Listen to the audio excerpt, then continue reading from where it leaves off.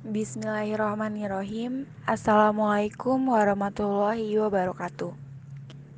Di video kali ini kita akan membahas mengenai penemuan hukum. Kita mulai dari definisinya dulu, untuk melihat dan memaparkan bagaimana penemuan hukum itu. Baru setelah itu kita bisa melihat dan bisa menyaksikan siapa saja yang bisa melakukan penemuan hukum. Dan pembahasan pada video ini khusus penemuan hukum yang dilakukan oleh majelis hakim. Kita mulai dari istilah-istilah penemuan hukum. Rights forming, pembentuk hukum, yaitu menurut peraturan-peraturan yang berlaku secara umum bagi lazimnya dilakukan oleh pembentuk undang-undang, di kemungkinan sebagai pembentuk hukum judge made law. Kalau putusannya menjadi jurisprudensi, tetap fase jurisprudensi yang dilakukan oleh para hakim yang merupakan pedoman bagi kalangan hukum pada umumnya. Rights to passing, penerapan hukum, yaitu menerapkan peraturan-peraturan hukum yang abstrak. Sifatnya pada peristiwanya, untuk itu peristiwa konkret harus dijadikan peristiwa hukum terlebih dahulu agar peraturan hukumnya dapat ditetapkan. Rights handhaving, pelaksanaan hukum, dapat berarti menjalankan hukum baik ada sengketa atau pelanggaran maupun tanpa sengketa. Right shipping, penciptaan hukum, berarti bahwa hukumnya sama sekali tidak ada, kemudian diciptakan, yaitu dari tidak ada menjadi ada. Right feeding, penemuan hukum atau law making Inggris, dalam arti bahwa bukan hukumnya tidak ada, tetapi hukumnya sudah ada, namun masih perlu digali dan ditemukan.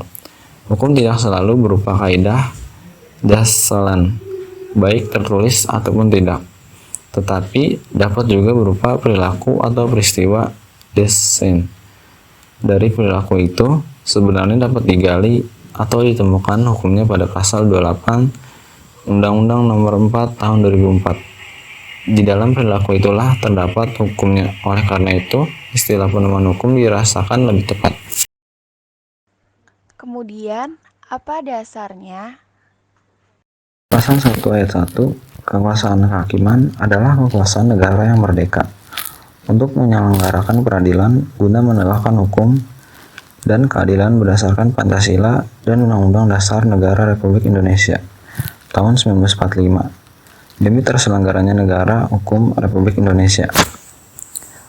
Pasal 10, Undang-Undang Kekuasaan Kehakiman, peradilan dilarang menolak untuk memeriksa, mengadili, dan memutuskan suatu perkara yang diajukan dengan dalih bahwa hukum tidak ada atau kurang jelas, melainkan wajib untuk memeriksa dan mengadilinya. Pasal 50, Undang-Undang Kekuasaan Kehakiman, putusan pengadilan selain harus membuat alasan dan dasar putusan, juga membuat pasal tertentu dari pengaturan perundang-undangan yang bersangkutan atau sumber hukum tak tertulis yang dijadikan dasar untuk mengadili. Selanjutnya mengenai penjelasan metode penemuan hukum. Baik teman-teman semua, langsung saja kita membahas metode atau penafsiran yang dilakukan oleh objek yang melakukan penemuan hukum. Kalau dilakukan oleh hakim, maka penafsiran itu adalah kegiatan hakim dalam menemukan hukum, yang dilakukan dengan cara menafsirkan arti atau memberi penjelasan mengenai teks undang-undang itu untuk diterapkan pada peristiwanya. Jadi, di sini hakim masih berpegang pada bunyi teks itu. Dari kegiatan penafsiran ini, apakah akan ditemukan hukum baru? Menurut Kenneth J. van de Velde menyebutkan 5 langkah penalaran hukum, yaitu A. Mengidentifikasi sumber hukum yang mungkin, biasanya berupa peraturan perundang-undangan dan putusan pengadilan. Identify the applicable sort of law. B. Menganalisis sumber hukum tersebut untuk menetapkan aturan hukum yang mungkin dan kebijakan dalam aturan tersebut. Analysis the sort of law. C. menginsentifkan aturan hukum tersebut ke dalam struktur yang koheren, yakni struktur yang mengelompokkan aturan-aturan khusus di bawah aturan umum. Synthesis the applicable role of law into a coherent structure. D. Menelaah fakta-fakta yang tersedia. Research the available facts. E. Menerapkan struktur aturan tersebut kepada fakta-fakta untuk memastikan hak dan kewajiban yang timbul dari fakta-fakta itu dengan menggunakan kebijakan yang terletak dalam aturan-aturan hukum dalam hal memecahkan kasus-kasus sulit. Every structure of rule to the facts. Metode argumentasi. Analogi mengabstrasikan prinsip suatu ketentuan untuk kemudian prinsip itu diterapkan dengan seolah-olah memperluas keberlakuannya pada suatu peristiwa konkret yang belum ada pengaturannya. Contoh, pasal 1570 KLB Perdata menyatakan jual beli tak memutuskan hubungan sewa-menyewa. Bagaimana dengan hibah? Apakah hibah juga memutuskan hubungan sewa-menyewa?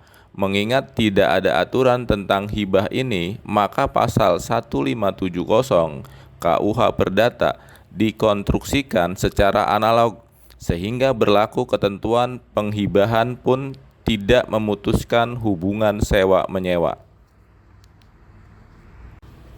A. Kontario mengabstrasi prinsip suatu ketentuan untuk kemudian prinsip itu diterapkan secara berlawanan arti atau hubungannya pada suatu peristiwa konkret yang belum ada pengaturannya. Contoh, menurut PP nomor 9 tahun 1975, seorang janda harus melewati masa iddah minimal 130 hari sebelum dapat menikah kembali. Bagaimana dengan duda? Mengingat hal ini tidak akan dikonstruksikan secara a contrario, batas untuk duda tidak ada masa iddahnya. Rechtfertigung mengabstrasi prinsip suatu ketentuan untuk kemudian prinsip itu diterapkan dengan seolah-olah mempersempit keberlakuannya pada suatu peristiwa konkret yang belum ada pengaturannya. Biasanya, jika diterapkan sepenuhnya akan memunculkan ketidakadilan. Contoh, pasal 1305 mengatur tentang kewajiban memberi ganti rugi kepada korban atas kesalahan yang diperbuat dalam hal terjadi onrechtmatigedad. Bagaimana jika si korban juga mempunyai andil atas kesalahan sehingga menimbulkan kerugian itu? Mengingat hal ini tidak diatur, maka prinsip pasal 1365 dapat konstruksikan menjadi ketentuan baru bahwa si korban juga berhak mendapat ganti rugi tetapi tidak penuh. Mengapa perlunya penemuan hukum oleh hakim? Karena adanya yang pertama, kekosongan hukum. Ledem het rechts. Yang kedua, konflik antar norma hukum. Antinomi hukum. Yang ketiga, norma hukum yang kabur. Fog, norma yang tidak jelas. Nah, disinilah seringkali bahwa putusan-putusan hakim itu harus berani menerobos batas-batas yang selama ini mungkin tidak lazim. Metode interpretasi algramatika, historis, teknologi sosiologis, futuristik, estetif, autentik, indisipliner, dan multi-indisipliner. Metode konstruktif argumentasi peranalogian atau analogi. Pasal 1576 KUHP, jual beli tidak untuk sewa menyewa, argumentum a contrario, penyempitan hukum. Metode hermatika, ilmu atau seni menginterpretasikan teks atau sesuatu kata teks, mengarah pada teks hukum, fakta hukum, dokumen resmi negara, naskah-naskah kuno, ayat-ayat dalam kitab suci, hasil istihad para ulama Islam yang menjadi objek yang ditafsirkan. Metode usul fikih istinbat hukum. Itu dia penemuan hukum oleh hakim, bisa berbagai macam ya.